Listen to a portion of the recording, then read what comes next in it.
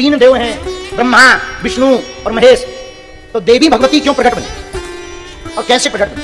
महिषासुर नाम का जो दैत्य था बड़ा बलशाली था, इतना बलशाली था कि इसके सामने कोई भी नहीं टिक पाता था। अभूतपूर्व इसके पास बल था।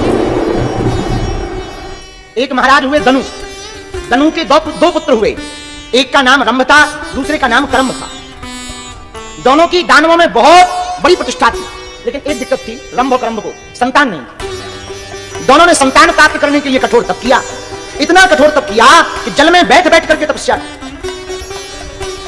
रंभ नाम का जो दैत्य था वो दूध वाले वटवृक्ष के नीचे बैठ गया और तपस्या करने लगा। पंचाग्नि की व्यवस्था कर ली, तपस्या में लीन हो गया।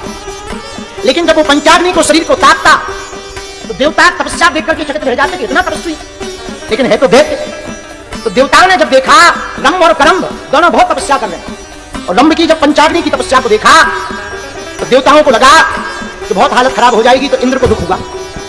इंद्र ने जल में प्रवेश करके ग्राह यानी मगरमच्छ ग्राह का रूप धारण किया और रंभ के पैरों को पकड़ करके करम्भ के पैरों को पकड़ करके करम्भ की जीवन लीला को समाप्त कर दिया।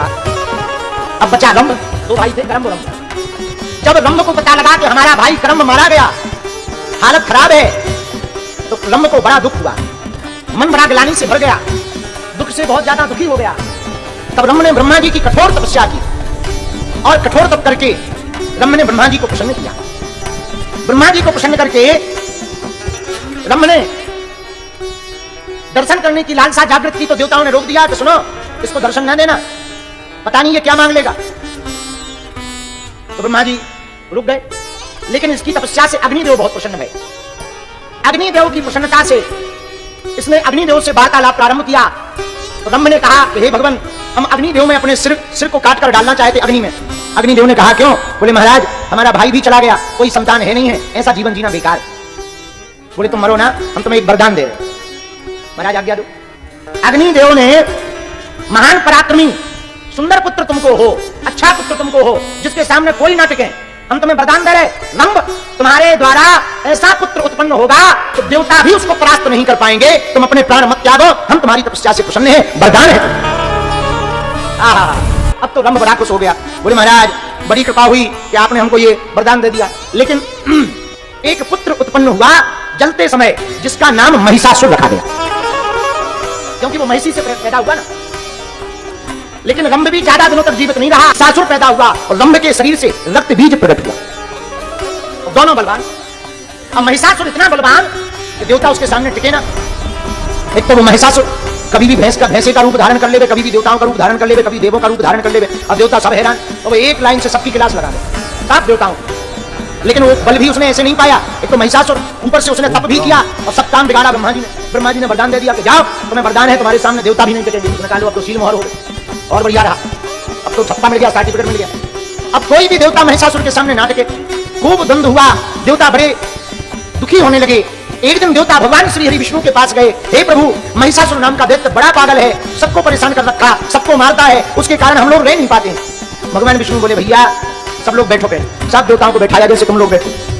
बोले सुनो, एक बार हम भी उससे लड़ चुके, लेकिन वो मरा नहीं। बोले महाराज मरेगा कैसे? बोले अब तो कोई अलग शक्ति बनानी पड़ेगी, तभी वो दैत्य मरेगा। हम लोगों की बस की बात नहीं है, न शंकर जी मार सकते हो, ब्रह्मा जी ने तो वरदान ही दिया, तो ठीक है, तो हम तीनों तो मार नहीं सकते हैं, कोई अन्य शक्ति बनानी पड़ेगी जो तीनों के द्वारा उत्पन्न हो, तो ही वो मर सकता है। तो बोले महाराज, देवताओं ने कहा पर देरी मत करो, वो शक्ति प्रकट करो। तो 7 देवता वहां बैठे थे। जैसे ही सब देवताओं ने स्तुति की तो भगवान श्री हरि विष्णु का एक तेज पुंज निकला। भगवान शंकर के यहां से भी एक ऊर्जा निकली, ब्रह्मा के यहां से भी एक ऊर्जा निकली, और वो ऊर्जा एक ही ऊर्जाओं में सबकी समाहित होने लगी।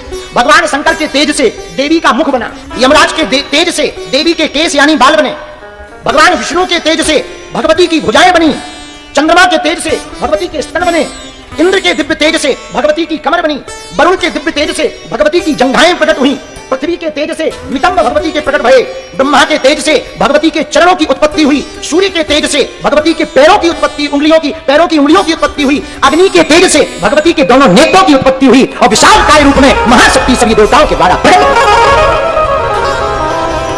इसीलिए इनको महाशक्ति कहा जाता, क्योंकि ये सभी देवों का तेज है। भगवान शंकर का भी तेज है, भगवान विष्णु का भी तेज है, इंद्र का भी तेज समाहित है, सूर्य का भी तेज समाहित है, ब्रह्मा का भी तेज समाहित है, सब देवताओं का तेज समाहित है देवी में, इसलिए इनको महाशक्ति कहा जाता है। जब देवता हार गए तब महाशक्ति भगवती ने उन राक्षसों का, असुरों का संहार किया, जिनका संहार स्वयं भगवान विष्णु भी नहीं कर पाए।